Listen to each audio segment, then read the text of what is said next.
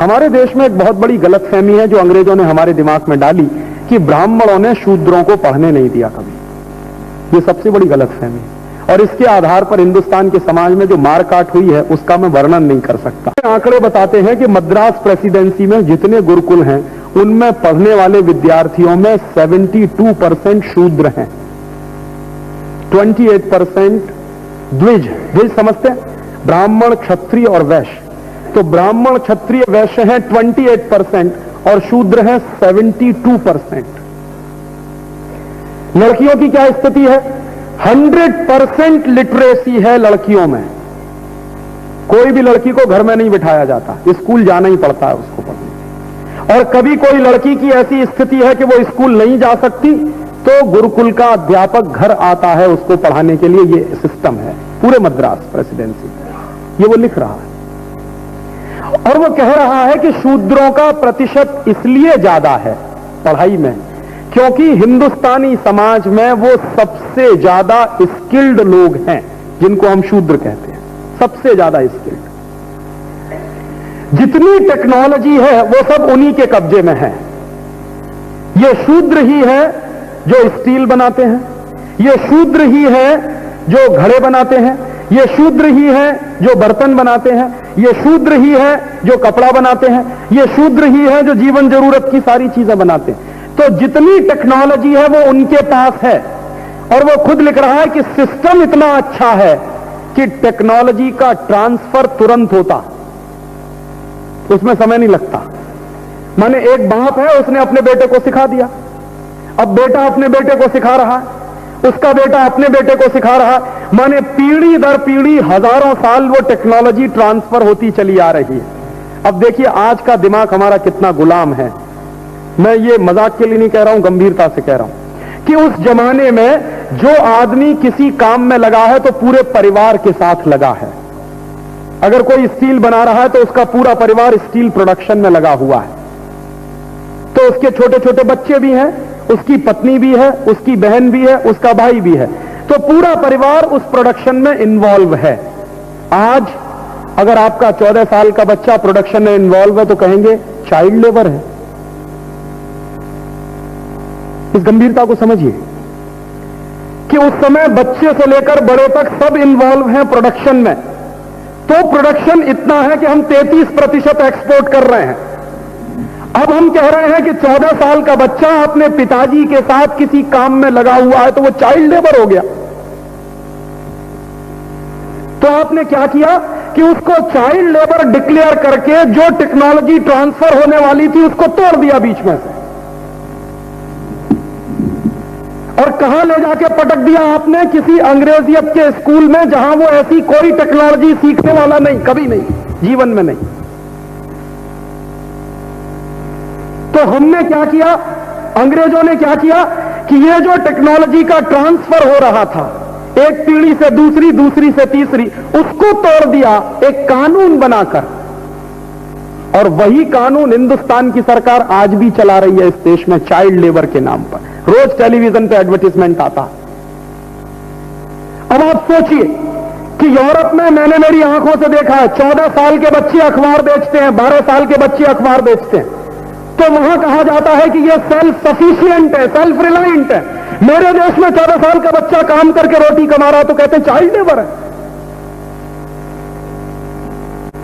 ये है मानसिक गुलामी, ये है अंग्रेजियत की गुलामी। और ऐसे ही तोड़ा था उसने हमारे देश के गुरुकुलों से चलने वाले एजुकेशन सिस्टम को। और उस एजुकेशन सिस्टम को तोड़ने में जो सबसे बड़ी सफलता मिली मैकॉले को, वो एक कानून के आधार पर मिली। उस कानून का नाम है इंडियन एजुकेशन एक्ट। उसके आधार पर उसने क्या किया, यूनिवर्सिटीज बनवाई और उन यूनिवर्सिटीज को मान्यता दी गई। संस्कृत से चलने वाले गुरुकुलों की मान्यता खत्म की गई और मान्यता खत्म हो गई सरकारी दस्तावेजों में, लेकिन समाज में मान्यता खत्म नहीं हुई। तो क्या किया, अंग्रेज एक अत्याचार करते थे, इंडेंजर्ड लेबर बनाते थे हिंदुस्तानी लोगों को, यहां से मजदूर बना के ले जाते थे, जिनको हम गुजराती में कहते थे गिरमिटिया मजदूर। जो गिरमिटिया मजदूर यहां से गए हैं वो पता है कौन लोग हैं? हिंदुस्तान के हाईली स्किल्ड पर्सन थे जिनको गिरमिटिया मजदूर बना के ले गए। हिंदुस्तान के हाईली स्किल्ड लोगों को कैसे बर्बाद किया।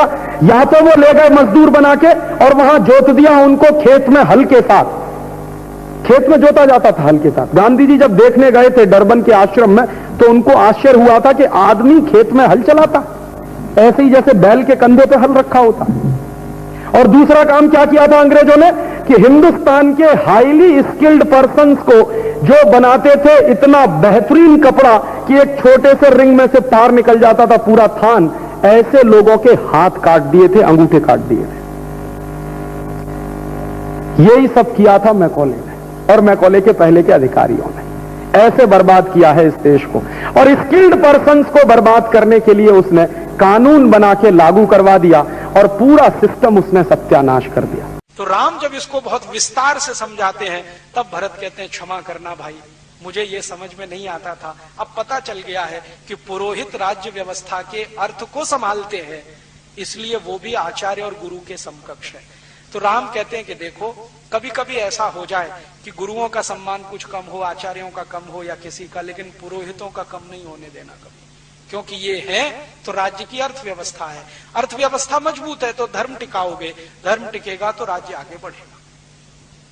हमारी आंखें खोलने वाला है ये कॉन्सेप्ट। आज तक हमारे देश में पुरोहितों को गाली देने का काम हमारे आधुनिक पढ़े लिखे लोगों ने बहुत किया है कि ये पोंगापंथी हैं, ढपोर शंखी हैं, ऐसे शंख बजा देते हैं, वैसे घंटा बजा देते हैं। ये हमको इतना ही दिखाई देता है, इसके आगे का कुछ दिखाई नहीं देता कि वो कितनी बड़ी इकोनॉमी चला देते हैं। और राम आगे का प्रश्न पूछ रहे हैं कि जिन पुरोहितों का तुम सम्मान करो, ध्यान ये रखना कि वो पैसे के लिए कुछ ना करते हो। माने राइडर लगा दिया उन्होंने। एक पुरोहित ऐसे हैं जो पैसा लेके पूजा कराते हैं। राम कह रहे हैं अगर ऐसे पुरोहित हैं तो उनका सम्मान करने की जरूरत नहीं है, क्योंकि जो ज्यादा पैसा देगा उसी का माल बिकवाएंगे फिर तो। इसलिए पुरोहित उन्हीं का सम्मान करना है जो पैसा खुद न लेते हो और कारीगरों का माल बिकवाने में मदद करते हो। तो बिना पैसे लिए जो पूजा कराए वो पुरोहित है, पैसे लेकर जो कराए राम उसको अच्छा नहीं मानते। तो अगला ही प्रश्न वो कहते हैं कि क्या तुम्हारे राज्य के पुरोहित पैसा लेके पूजा कराते हैं? अगर कराते हैं तो उनको किनारे रखो। तो भरत कह रहे हैं कि हाँ, मैं अभी लौटकर ऐसी ही व्यवस्था करूंगा कि वो बिना पैसे की पूजा कराएं। तो राम कहते हैं कि पुरोहित को तो, अब वो पुरोहित के लिए कह रहे हैं, पुरोहित को तो जिस घर में पूजा करानी है वहां का पानी भी ग्रहण नहीं करना चाहिए, क्योंकि जो बड़ा काम वो करने जा रहा है अगर उस घर का पानी ही पीने लगे, खाना ही खाने लगे तो लालच भाव आएगा और वो अपनी पुरोहिताई से च्युत हो जाएगा। अब जरा इसको समझें थोड़े विस्तार में कि पुरोहित अगर पूजा करवाने वाले के घर खाना ना खाए, पानी ना पिए, अंग्रेजों ने इसी को प्रचार किया कि ये छुआछूत मचाते हैं, पानी भी नहीं पीते उसके घर का।